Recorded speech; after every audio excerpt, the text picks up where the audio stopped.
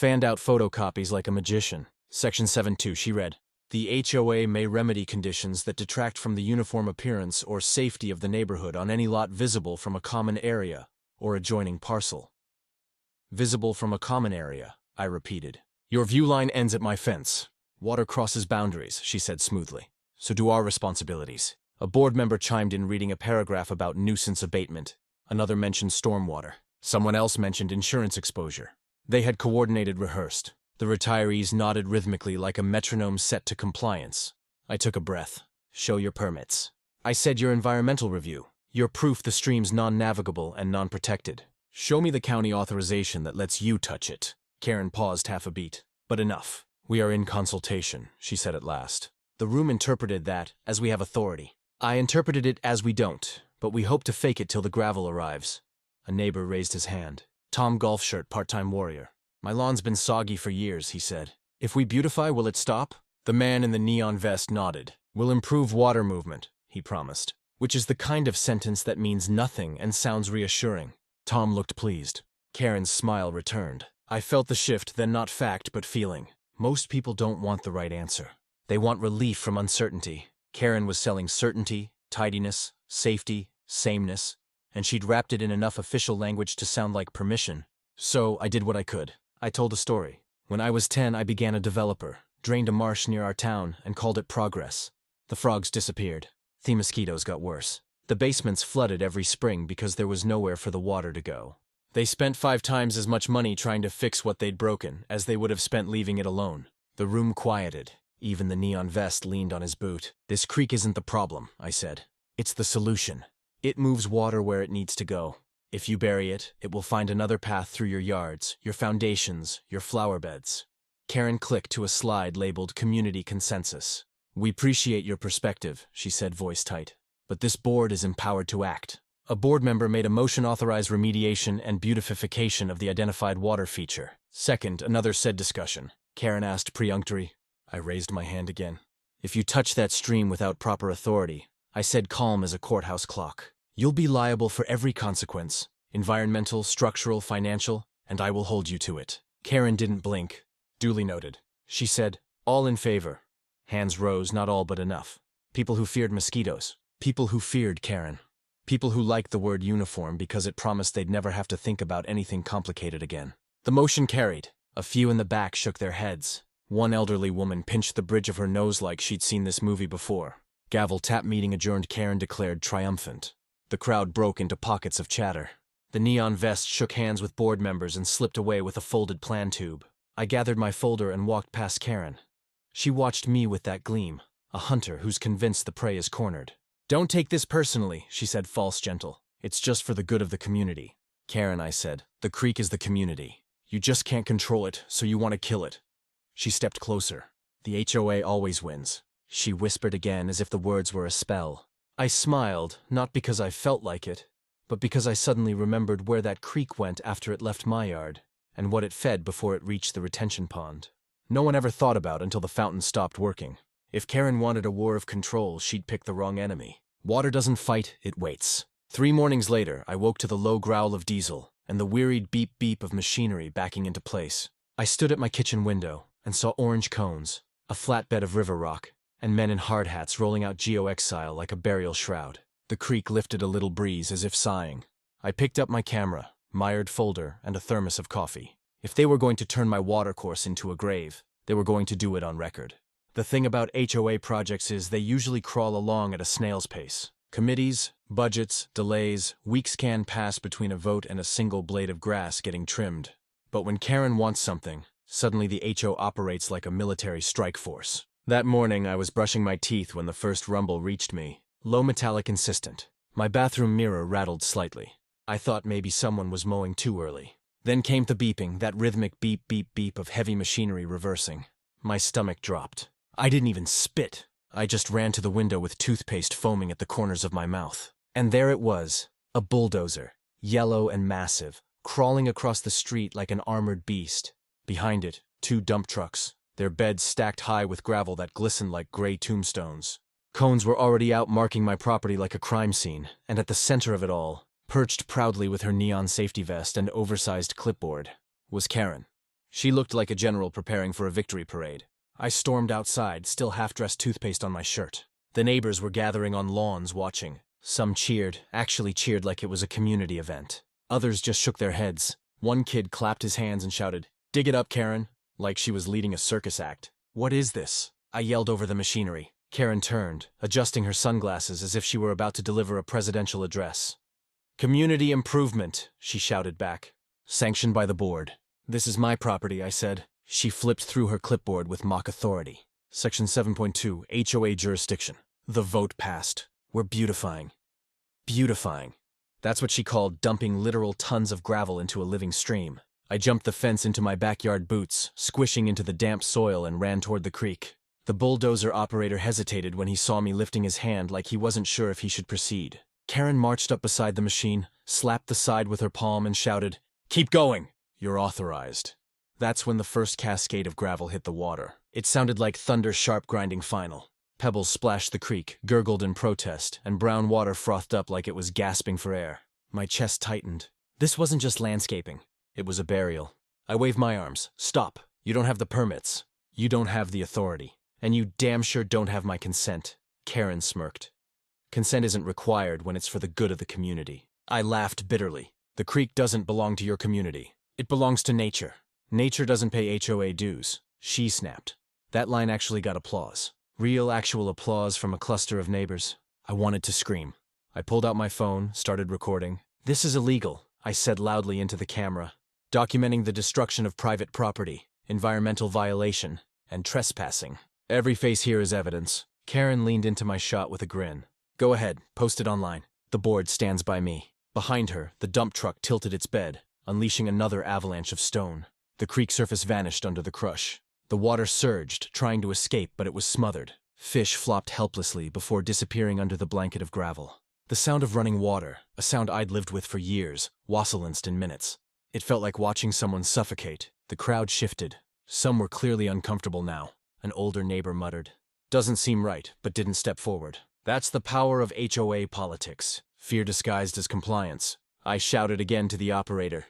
"You realize you're liable for every shovel of this, right? When the county comes, they'll have your name." He hesitated, wiping sweat from his brow. Karen barked, "Ignore him. He's obstructing progress." Progress? That word tasted like ash. The machines roared for another hour. They poured gravel until the creek was nothing but a pale scar running through my yard. No shimmer of water, no trickle of sound, just a long, ugly wound where life used to flow. When it was done, Karen strutted to the center of the gravel bed, planting her neon-vested figure like a conqueror raising a flag. She actually spread her arms and declared, "Now, this is beauty." Neighbors clapped again, though less enthusiastically. Some shuffled home. A few even looked away ashamed. I stood on the bank, fists clenched. "You just killed it," I said, my voice shaking. "You think you won, but you have no idea what you've done." Karen lowered her sunglasses, smirk cutting across her face. "Correction," she said. "What we've done. The hoe always wins." Then she marched off, clipboard under her arm, as if she'd just signed the Declaration of Independence. I stood there long after the trucks left, staring at the grave. The silence was unbearable. No bird song, no gurgle of water, just gravel and the distant hum of sprinklers in other people's yards. But here's the thing about water. It doesn't care about Karen or clipboards or HOA bylaws. Water finds its way. It always does. And deep down, I knew when it found its new path, Karen and her precious HOA kingdom were going to regret every single rock they dropped that day. The silence was the first thing I noticed. For years, I had fallen asleep to the steady gurgle of the creek. It wasn't loud, just a soft background hum that made the nights feel alive. But that evening, after Karen's gravel parade, I sat on my porch with a beer and realized how unnerving the absence was. No running water, no frogs, no chorus of crickets that usually sang along the banks. Just stillness, like someone had pressed mute on nature itself. The next morning, the consequences showed up like uninvited guests. The grass along the back fence turned brittle, pale at the tips. I spotted a fish belly up in the shallow puddle where the creek used to bend.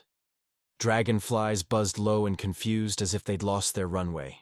Even the birds seemed to avoid my yard, circling once before flapping off to greener places. Meanwhile, Karen was celebrating. I wish I were exaggerating. By noon, she had organized what she called a victory brunch at the clubhouse. White folding chairs, cheap champagne, a banner that read HOA Beautification Project Success. She stood at the podium like a queen, after conquest sunglasses perched on her head, voice booming through the rented speaker system. Today, she declared, we reclaimed our neighborhood from chaos. Today, we turned an unsightly hazard into a symbol of order. The crowd clapped politely. Some genuinely believed her, swept up in her performance. Others just clapped because not clapping meant getting on her bad side. That's how Karen ruled fear disguised as enthusiasm. I didn't attend, of course. I stayed home, trimming my bushes with deliberate slowness, but I could hear the cheers echoing across the subdivision. My phone buzzed with a message from a neighbor, a good man who didn't want his name dragged into HOA crossfire. She's bragging like she just built the pyramids. I'm sorry, man. I smiled bitterly. That was Karen. Destroy something, then throw herself a party. By evening, she was posting photos online. Shots of her posing on the gravel bed, hands on hips, chin tilted like she was on the cover of Suburban Dictators Monthly. Captions dripped with self-praise. Safety restored. Hazards eliminated. The HOA delivers once again. The likes rolled in mostly from her inner circle. A few comments questioned the project, but Karen's allies drowned them out with praise. So proud of our leadership. Finally, someone doing the hard work. Karen, you're a hero. A hero for killing a creek. I wanted to reply with the truth, with pictures of the dead fish, the cracked mud, the ruined bank. But I didn't. Not yet. Let Karen bask in her self-made glory. I knew something she didn't. Something that would turn her champagne bubbles flat very soon. The first real signs arrived 3 days later. I was mowing my front lawn when I saw a neighbor, Mr. Howard, a retired teacher, standing over his flower bed with a puzzled look. His roses sagged, their leaves curling inward.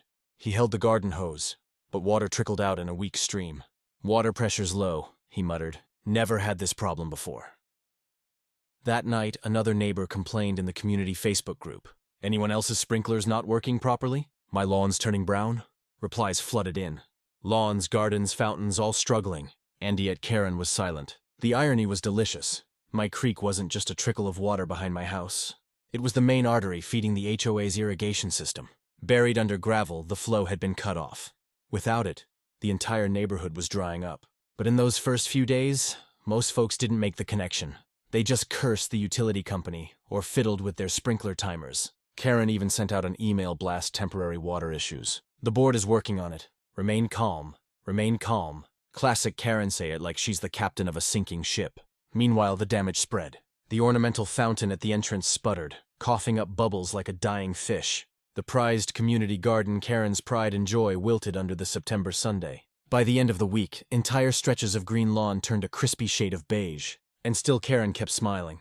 She walked her morning route with her little dog chin held high, waving at neighbors like a queen surveying her kingdom. She told anyone who complained, "Don't worry, the board has it under control." But behind closed doors, I knew she had to be panicking. I started to notice subtle cracks in her mask. At the grocery store, she snapped at a cashier for bagging items out of order. At a board member's driveway, I overheard her muttering about lazy contractors who can't follow instructions. And at one point, she actually stood at the edge of my yard, staring at the gravel bed with her arms crossed, lips pressed thin. I almost walked out to say something. Almost. But I stopped myself because the truth was, the less I said, the more her own decisions would hang around her neck like a millstone. And believe me, that stone was getting heavier by the day. 1 week after the invasion, the first official complaint landed. The HOA received a letter from the city. It wasn't about my creek. It was about water usage. Apparently, the neighborhood's irrigation system had spiked in demand as people tried desperately to keep their lawns alive. Without the creek feeding, the reservoir, the pumps were overcompensating, pulling more from municipal sources than allowed.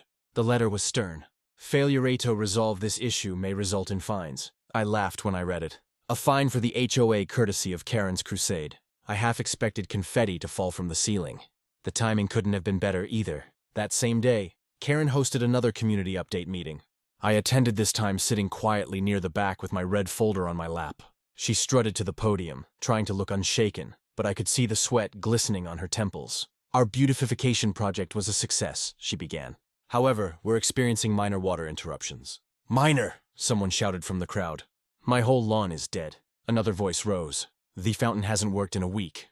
Karen held up her hands. Please remain calm. The board is handling it. That's when I opened my folder, pulled out the city's letter, and raised it high enough for everyone to see. Funny, I said, my voice loud and steady. because the city doesn't think you're handling it at all." The room fell into a stunned hush. Karen froze at the podium, her mouth opening and closing like a fish stranded on the gravel she'd poured. For the first time, I saw fear in her eyes, and I knew this was just the beginning. When you live under the thumb of an HOA like ours, you learn quickly facts don't matter until they're undeniable. Karen thrived on smoke and mirrors, on whipping up panic, and then pretending she was the solution. But water doesn't play politics, and neither do old records. After that meeting where I'd waved the city's letter in the air, I knew I had leverage, but I also knew Karen wouldn't quit. She'd try to spin it to scapegoat me to frame the water problem as something I caused. So I went digging, not in the dirt, but in the archives. Our county courthouse is a brick relic from the 1950 its walls, lined with metal filing cabinets that probably haven't been updated since dial-up internet. I spent 2 afternoons there, flipping through survey maps and property plats so old they smelled like mildew. What I found nearly made me laugh out loud in the dusty records room. That creek, the one Karen buried, wasn't just some random trickle through my backyard. It was part of a designated stormwater management system, established when the subdivision was first built. The developers had cleverly disguised it as a natural feature, but in reality, it was engineered to carry runoff into the retention pond behind the HOA clubhouse. And guess what? That retention pond fed into the irrigation pumps that watered every single pristine regulation height lawn in the neighborhood. Karen, in her brilliance, had buried the HOA's own water supply under a mountain of gravel. It was beautiful in a poetic slow-burn revenge kind of way.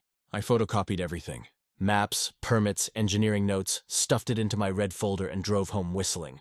For once, I didn't even mind sitting in traffic. Therany kept me warm. Back in my office, I spread the documents across the desk like pieces of a puzzle. There it was in black and white. The creek wasn't just mine. It was the HOA's lifeline. By choking it off, Karen hadn't punished me. She doomed her entire empire. Still, I kept it quiet. Timing is everything. If I'd blasted it out too early, she would have weaseled her way around. It twisted the story until people thought I'd forged the papers. No, I wanted the neighborhood to feel the pinch first. I wanted lawns, brown flowers, wilted sprinklers, sputtering like asthmatic lungs. I wanted Karen cornered before I dropped the truth like a hammer. And oh, the fallout was brewing. 2 weeks after the gravel invasion, the complaints were constant. The community Facebook group turned into a battlefield of finger-pointing memes and blurry photos of dying A-lists. "Is anyone else's water pressure awful?" one woman asked. Another replied, "My pool filter stopped working. $600 repair bill." Someone else posted a photo of the once glorious fountain at the entrance, now dry as a bone, with kids climbing inside it like it was a sandbox. Karen tried to stay ahead of the storm. She sent out email blasts about temporary infrastructure challenges. She cornered me in the grocery store aisle once and hissed, "Stop spreading rumors."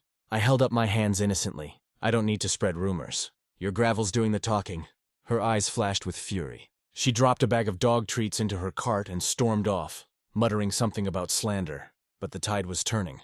I could feel it. Neighbors who once nodded obediently at Karen now whispered to me in hushed tones, "You think it's really the creek?" they'd ask.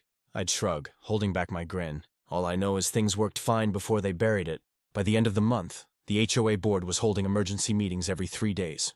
I attended one just to watch. Karen sat at the head of the table, her safety vest traded for a blazer. But her face was pale, her jaw tight, papers piled in front of her like sandbags against a flood. "The city says we're exceeding our municipal water allotment," one board member groaned. "We've already spent $5,000 on tanker trucks to irrigate the clubhouse lawn," another added. "Homeowners are threatening lawsuits," a third whispered, glancing nervously at me in the back row. Karen raised her hand. "We will not panic. We will resolve this. The board has everything under control." "Under control?" I said loudly, standing up. "Funny, because I've got documents here that say otherwise." Every head turned. I opened my red folder with exaggerated slowness, like a magician about to reveal the final card. Maps fluttered onto the table. "According to the original subdivision plans, that creek you buried isn't a hazard. It's the engineered water channel that supplies your entire irrigation system. By filling it in, you shut off your own water." Gasps rippled through the room. One board member grabbed a map and squinted at the fine print. Another muttered, "He's right. I remember something about this when we moved in." Karen's face went crimson. "Lies," she spat. "Those papers are outdated, irrelevant." "Outdated?" I smirked. "They're stamped and recorded with the county. You can call the courthouse yourself. I've got the clerk's card right here." The room fell into chaos. Neighbors shouted over each other, so she cut off our water. "We've been paying extra fees for this." My lawn is dead because of a mistake. Karen slammed her palm on the table. Enough. The HOA always wins. We'll fix this. But the spell was broken. People weren't nodding anymore. They were glaring. And for the first time since I'd moved into that subdivision, I saw Karen look small. Not defeated yet, but cornered. I left the meeting that night without saying another word. I didn't need to. The truth was out, and truth spreads faster than any HOA newsletter. Walking home, I paused at the gravel bed in my yard. The water wasn't gone. It was pooling at the edges, restless, searching for a new path. I crouched down and pressed my hand against the damp stones. "Patience," I whispered. "She's about to drown in her own arrogance. Because water doesn't stop. It doesn't forget. It waits." And so did I. It started with whispers, the way storms do first. A distant rumble, then a gathering of clouds. Only in this case, the storm was Karen's carefully manicured neighborhood, unraveling one blade of grass at a time. By week 3, the lawns were the first casualties. What used to be uniform carpets of emerald green now resembled patchy quilts of beige and brown. Sprinklers coughed and spat like dying animals, some barely mustering a mist before collapsing altogether. Neighbors who once pined about their golf course lawns were out front, with hoses standing in slippers at 6 mi. In the morning, spraying stubborn yellow grass with water. That trickled so weakly it might as well have been spit. The ornamental fountain at the entrance, the pride of the subdivision, had become a joke. Its once glorious cascade was reduced to a dribble.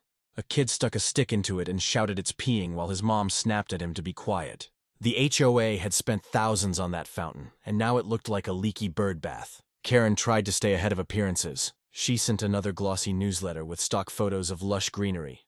Not from our neighborhood, of course, but from wherever she'd yanked them off the internet. The headline read, "Temporary Water Challenges. The HOA is working tirelessly for you." Tirelessly, sure, but fruitlessly. At the grocery store, I overheard neighbors whispering in the produce aisle. "You think it's the creek?" one woman asked. "Intecting wilted lettuce." "My ALIS are toast," her friend shook her head. Karen says, "It's just infrastructure repairs." She promised it'll be fine. Karen also promised the Halloween party would have real pumpkins. The first woman muttered, "We got styrofoam." That gave me hope. Cracks were forming not just in the soil, but in Karen's armor. The breaking point came during the emergency HO meeting that Karen tried to spin as a community resilience rally. The clubhouse was packed tighter than I'd ever seen. The air thick with sweat and frustration. People weren't just murmuring anymore. They were angry. Amin in cargo shorts slammed his fist on the table. My water bill tripled this month. I had to hire a tanker truck just to save my shrubs. "Are we getting reimbursed?" A woman waved a dead hydrangea branch like a protest sign. "My entire garden is gone." "Do you know how many years it took me to grow those?" Karen stood at the podium. Her smile stretched so thin it looked painful. "Neighbors, please," she cooped. "We are working with contractors to restore normally. This is a temporary inconvenience." "Inconvenience," another man barked. "My pool's a swamp." That was when I made my move. I didn't stand yet. I wanted the anger to ferment a little longer. Karen flipped through her clipboard, rattling off vague promises about water rerouting and long-term solutions. Every sentence dug her hole deeper. Finally, someone near the back shouted, "What about the creek? Didn't that feed the system?" The room went dead quiet. All eyes shifted to Karen, her jaw tightened. "The creek was a hazard," she snapped. "It had nothing to do with our water system." That was my cue. I rose slowly, the red folder under my arm, and said loud enough for the entire room, "That's a lie, and you know it." Gasps, a few heads swiveled. Karen froze, eyes narrowing like lasers trained on me. I walked forward, laid the county maps on the table for all to see. "This is your irrigation system," I said, pointing at the lines on the paper. "And this," I tapped. The bolded outline of the creek was the lifeline. "You buried it. You killed your own water supply." The crowd erupted. Voices overlapped, angry, incredulous, betrayed. "Is this true?" "She cut off our water. We voted for this." Karen raised her hands, desperate. "Those documents are outdated. The system was already failing." "No," I cut her off. "I checked with the county last week. The creek was doing exactly what it was designed to. You buried it without permits, without environmental review, and without homeowner consent." It was chaos after that. People shouted over one another, demanding answers. One man yelled, "I paid $800 this month just to keep my lawn alive. Who's paying me back?" Another screamed, "You said it was for safety." Karen's mask cracked. I could see it in her eyes, the wild flicker of someone cornered. She tried to lash out at me. "This is sabotage," she shrieked. "He's spreading lies because he hates the HOA." But her voice was drowned by the roar of the crowd. Neighbors she once commanded like soldiers were now circling like wolves. That night, Karen didn't walk out of the meeting triumphant. She slunk out, clutching her clipboard like a shield, her dog yapping nervously at her heels. And for the first time, people didn't move aside respectfully when she passed. They stared, whispered, pointed. The panic had officially begun. The next week was a spectacle. HOA trucks hauled in giant water tanks, hoses snaking across streets like IV lines keeping a dying patient alive. The cost soared. Rumors said tens of thousands. Fees skyrocketed. Notices of temporary special assessments landed in mailboxes demanding hundreds from every homeowner to cover emergency irrigation. That's when the pitchforks came out. Figuratively at least, a group of neighbors started a petition to remove Karen as HOA president. It spread fast, signatures piling up overnight. 4 years, people had been too scared to oppose her. But when their wallets bled and their lawns turned to hay, fear evaporated. Nothing unites a neighborhood like shared misery. Karen fought back the only way she knew Daniel. She wrote long-winded emails blaming infrastructure failure, climate anomalies, even acts of God. She accused me directly in one message. Certain homeowners may have tampered with natural features to create this crisis. I chuckled when I read it. Water doesn't lie, and neither documents. I had both on my side. By the end of the month, the HOA's once pristine paradise looked like a ghost town. Brown lawns dead, flowers cracked earth. The fountain at the entrance shut down completely. The pond behind the clubhouse, a stagnant puddle that stank in the heat. And through it all, Karen's smile grew thinner and thinner, like a mask peeling at the edges. She still strutted around in her neon vest, but it was clear the empire she'd ruled for years was crumbling, and the people she thought loyal were sharpening their knives. I didn't even need to lift a finger. All I had to do was wait, because Karen had already pulled the trigger on her own downfall the moment she filled my creek with gravel. Karen showed up at my porch on a Sunday afternoon, and for once, she didn't bother with the clipboard. She didn't need props. Her fury was loud enough to rattle the windows. Her little dog yapped at my feet, tugging at its rhinestone leash, while Karen jabbed a finger toward my chest. "This is your fault," she shrieked. I leaned against the porch rail, coffee mug in hand, pretending to enjoy the breeze. "Afternoon to you too, Karen. Care for a seat? I'd offer water, but you seem to be short on it lately." Her face flushed crimson. "Don't play games. You sabotaged the system. You redirected that creek somehow, didn't you?" I took a slow sip, savoring the dramatic pause. "Funny accusation considering you're the one who buried it under 5 tons of gravel. I've got the video, remember? You called it beautification." Her jaw tightened. "That creek was a hazard, and now it's a disaster." I shot back. "Not for me, though. My house still stands. My yard still drains. But your precious HOA empire, is rotting one dead hydrangea at a time." Her dog barked like it was echoing my words. She yanked the leash and hissed. "The board believes me. They know you're manipulating this. You've been against me from the start." I set my mug down. "Karen, the only thing you manipulated was a trip to the county courthouse. Would you like to see the documents again?" I pulled the red folder from the table beside me and tapped it. Official survey, maps, engineering notes. They all say the same thing. The creek was designed to feed your irrigation. You cut it off. You killed your own water supply. Neighbors were beginning to gather on the sidewalk, drawn by her shrieking. Eyes peeked over hedges. Curtains twitched. One man leaned on his rake, pretending to pause mid-yard work. I knew Karen hated an audience she couldn't control. She tried to lower her voice, but rage made it tremble. "Do you have any idea what you've done? They're blaming me. Fees are rising.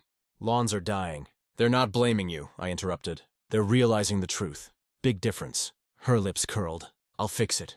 I'll prove to them I'm right by digging another hole," I asked. "Face it, Karen, you can't fix arrogance with more arrogance. The water's gone, and no amount of newsletters or safety vests will bring it back." The crowd was larger now. 6 neighbors standing openly at the curb. I decided to twist the knife. "You know what the real irony is?" I said, raising my voice so everyone could hear. "If you just left my property alone, everything would have been fine. But you had to meddle. You had to play queen. And now your crown's made of gravel." Murmurs of agreement rippled through the onlookers. Karen's eyes darted left and right, realizing she was losing Thestreet. She stepped closer, voice sharp enough to cut glass. "You think you've won? The HOA always wins." "Always." I leaned forward close enough for her to smell the coffee on my breath. "Correction," I whispered. "The HOA used to win until you strangled it with your own hands." The moment hung in the air, heavy and silent. Even the dog stopped barking, tilting its head as if waiting for her next move. Then, like a dam breaking, the neighbors erupted. "He's right," one shouted. "We're paying for your mistake," another barked. "My garden's dead because of you," cried Mrs. Howard, holding up a shriveled rose stem like evidence in court. Karen's mask shattered. Her voice rose to a shrill scream. I did this for you, for all of you. Without me, this neighborhood would fall apart. But the irony was visible everywhere. Brown grass, dried flowers, cracked sidewalks, where water once trickled underground. Her speech rang hollow against the evidence. I picked up my mug again, savoring one last sip. Looks like it already did, Karen. She spun on her heel, yanking the dog so hard it squealed and stormed down my driveway, but not before shouting over her shoulder. This isn't over. I watched her neon vest retreat, a small army of muttering neighbors following at a distance. It was over, though. She just hadn't accepted it yet. Later that evening, I sat by the gravel bed where the creek used to flow. The ground was damp along the edges, small trickles trying to carve their way back. Water always finds a path, and so do people, especially when they've been lied to long enough. The confrontation hadn't just exposed Karen's failure. It had galvanized the neighborhood. For the first time, they weren't afraid to speak against her. They saw through the act, the clipboard, the endless rules. She was no queen now, just a desperate woman clinging to power while the kingdom slipped through her fingers. And I was patient because revenge is sweetest when it's not rushed. I didn't need to fight her anymore. All I had to do was wait for the final collapse, which I knew was already on the horizon. If you've ever watched a house of cards fall, you know it doesn't topple all at once. It starts with one shaky corner, then a slow ripple, then finally the whole thing caves in. That's exactly how Karen's empire crumbled. One splintered board, one dead flower bed, one angry homeowner at a time. The first crack was money. Within 2 weeks of our confrontation on my porch, the HOA sent out another notice emergency assessment, $600 due per household to cover water tanker deliveries. The reaction was volcanic. Neighbors who'd once clapped politely at Karen's speeches now stomped to their mailboxes with red faces and clenched fists. Social media groups exploded with posts, photos of dead lawns captioned with, "Why am I paying more for this?" and memes of tanker trucks labeled HO Oasis. Then came the insurance debacle. Someone on the board finally called the HOA's policy provider to see if the gravel beautification project could be covered as storm damage or emergency repair. The answer was short and brutal. Voluntary alteration of water systems is not covered. Translation: you did this to yourself. Pay up! The board was livid. For the first time, I heard them mutter Karen's name with venom instead of reverence. One member even slipped me a message after a meeting. You were right. She's destroyed us. Meanwhile, Karen was unraveling in public. She still strutted around in her blazer, still wore that forced smile, but the edges were cracking. At one emergency meeting, she snapped at a neighbor who dared to ask for reimbursement. Maybe you should have watered smarter, she barked. At another, she accused a mother of exaggerating when the woman explained her vegetable garden was gone. Every outburst was gasoline on a growing fire. The HOA's grand projects turned into embarrassments. The clubhouse lawn, once a lush showpiece, became a dusty patch where kids now drew hopscotch squares in the dirt. The pond behind it stank of algae, stagnant and foul, buzzing with mosquitoes. The very hazard Karen had claimed she was eliminating. One evening I walked by and laughed out loud. There she was, swatting at her own face, cursing under her breath, the queen undone by her own plague. The final blow came during what was supposed to be her moment of redemption. She called a special session of transparency, plastered flyers on every door, promised a breakthrough solution. The clubhouse filled with grumbling neighbors, arms folded, lips tight. I sat in the back red folder beside Malike, a silent co-conspirator. Karen marched to the podium with a stack of papers. Good evening, neighbors, she began, trying for cheerful but sounding brittle. I'm pleased to announce that after weeks of tireless effort, we have secured a contractor who's paying for it? Someone shouted. She faltered. The board has negotiated. Who's paying for it? Another voice cut in louder this time. Karen swallowed. Well, need to approve a temporary increase in dues. That was it. The room erupted. No way. You've bled us dry already. My kids can't even play outside. The grass is dust. You lied about the creek. Karen banged the gavel so hard it cracked the sound sharp and desperate. Silence, she screamed. This is not my fault. This is sabotage. Certain homeowners, she jabbed her finger toward me, have been spreading lies and tampering with our systems. I stood calm and opened the red folder one more time. No tampering, I said, clearly holding up the county stamp documents. Just proof. Proof you buried the very water source your own system depended on. Proof you acted without permits, without consent, and without sense. A woman near the front turned to glare at Karen. Is it true? She demanded. Karen's mouth opened, then closed. For once, no words came out. That silence was her undoing. One man stood. I motioned to remove Karen as HOA president. A chorus followed. Seconded, seconded, seconded. Karen slammed her fists on the podium. You can't do this. I am the HOA. But the board members, her once loyal soldiers, were already raising their hands. The vote was swift, merciless, unanimous. The gavel cracked and all came down. Motion passes, one board member announced. Effective immediately, Karen is removed as president of the HOA. The room exploded, not in applause, but in sighs of relief. Neighbors hugged, shook hands, muttered words like, finally and about time. Karen stood frozen, her face pale, her hands trembling. You ungrateful fools, she screamed. You'd be nothing without me, but nobody listened. She stormed out of the clubhouse, dragging her little dog behind her, still screeching. The door slammed, her voice muffled, then gone.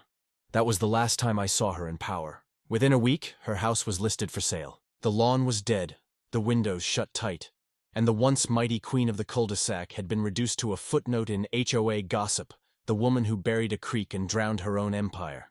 As for me, I walked home under the quiet night sky, the smell of dust still lingering, but hope stirring, because water always finds its way back. And soon, very soon, the creek would flow again.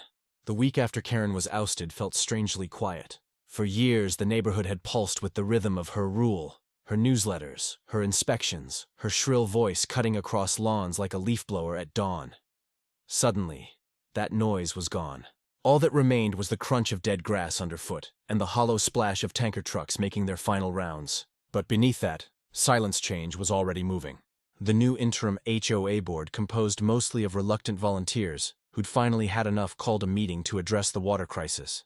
Unlike Karen's spectacles, this gathering was subdued. No clipboards, no podium theatrics, just folding chairs in a circle, the smell of burned coffee, and neighbors looking at one another with something new. Honesty. Let's start with the obvious one, board member said, his voice weary but steady. We made a mistake letting Karen bulldoze the creek. We need to make it right. Eyes turned to me. I didn't gloat. I didn't need to. Instead, I slid my familiar red folder onto the table. The solution's simple, I said. Remove the gravel. Restore the creek. Let the water do what it was designed to do. There was hesitation, of course. Questions about cost, about permits, about whether it could even be done. But unlike before, there wasn't denial, just weary acceptance. Everyone knew the truth now. The creek wasn't the enemy. It was the lifeline. The removal project began 2 weeks later. Bulldozers returned. This time not as conquerors, but as gravediggers undoing their own burial. Gravel was scooped out, truckload by truckload. As the bed was cleared, trickles of water began to snake through once more. Dark ribbons glistening under the Sunday. I stood at the edge of my yard and watched hearts swelling as the creek coughed itself back to life. The first real flow came on a Thursday afternoon. I was sitting on my porch when I heard it. That familiar gurgle, timid at first, then stronger like a voice clearing its throat after being silenced too long. I walked down to the bank and crouched, dipping my hand into the cold stream. It slid over my fingers, smooth and unstoppable. The sound alone was worth every insult, every letter, every moment of Karen's reign. The neighbors noticed too. Lawns perked up, flowers stretched skyward. The fountain at the entrance sputtered back into motion. Kids returned to skipping rocks, their laughter mingling with the babble of water. Nature had reclaimed what arrogance tried to bury, and then came the cherry on top. The HOA, after weeks of wrangling with contractors and city officials, finally admitted liability. At the following meeting, the board announced a decision. The association will reimburse homeowners for excess water costs incurred during the outage. Funds will be drawn from the former president's discretionary budget, and legal proceedings are underway to recover damages. Translation: Karen's little empire had not only collapsed, it was now paying me back. When the reimbursement check landed in my mailbox, I held it up to the sunlight, grinning. It wasn't a fortune, but it was more than money. It was proof that patience pays. Proof that arrogance always buries itself deeper than any creek ever could. That night, I sat by the restored water, listening to it sing under the moonlight. I thought about Karen wherever she'd run off to.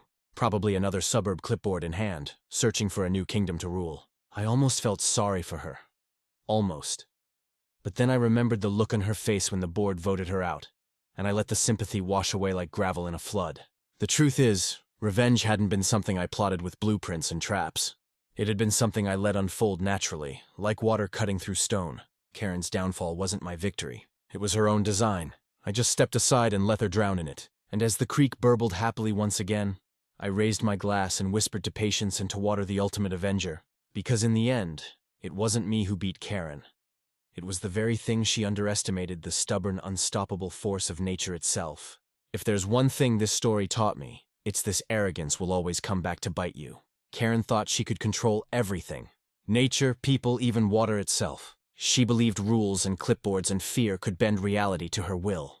But the truth is, some things are bigger than us. You can bury a creek, but you can't stop water. You can bully your neighbors, but you can't bury the truth forever. Life has a way of correcting itself. Sometimes slowly, sometimes painfully, but always surely. And often the best revenge isn't fighting fire with fire. It's letting arrogance burn itself out. I didn't need to sabotage Karen. I didn't need to scream louder than her. All I had to do was wait, keep my proof ready, and let her own hubris do the heavy lifting. It's a lesson worth carrying into every part of life. Respect what's real, what's natural, what's true. Because the moment you try to strangle it for your own ego, you've already lost. So to everyone watching, don't be a Karen. Don't underestimate the quiet, steady things. Whether that's water truth or the patience of the person you think you're walking over, they'll outlast you every time. If you enjoyed this story, drop a comment with your thoughts and let me know where you're watching from. And don't forget to subscribe, because the next HOA story might just be wilder than this.